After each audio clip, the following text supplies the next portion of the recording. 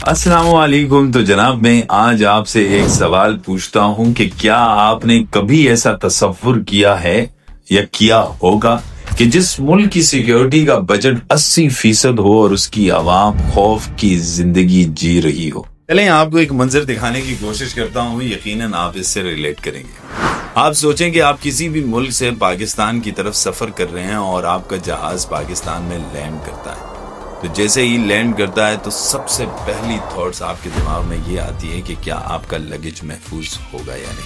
फिर जब आप इमिग्रेशन वालों के पास पहुंचते हैं तो दूसरा ख्याल सताने लगता है कि कहीं ऐसा नहीं ये बहाने करके मुझसे कोई रिश्वत ना हड़प ले।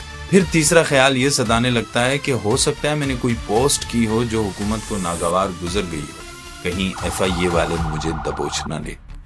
जब आप वो मराहिल भी क्रॉस करते हैं और फिर जब आप अपना लगेज उठा कर जाते हैं तो फिर आपको एक और ख्याल आता है, कहीं ऐसा ना हो कि कस्टम वाले आपको रोक लें और आपका सामान हड़प लें।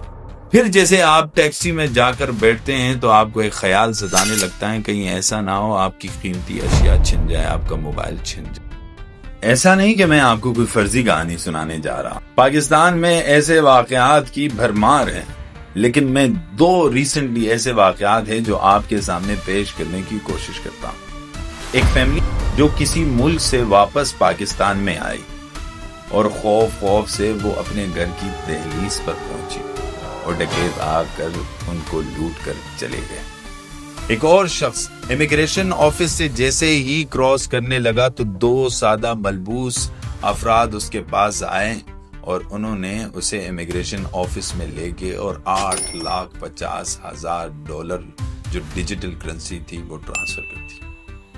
सवाल ये है कि अगर मुल्क के अवाम महफूज नहीं तो फिर ये मुल्क के खुदादाद किसके लिए है? सवाल ये है कि क्या वाकई ये कानून हमारी तहफ़्फ़ुज़ के लिए है या हमारे खिलाफ है?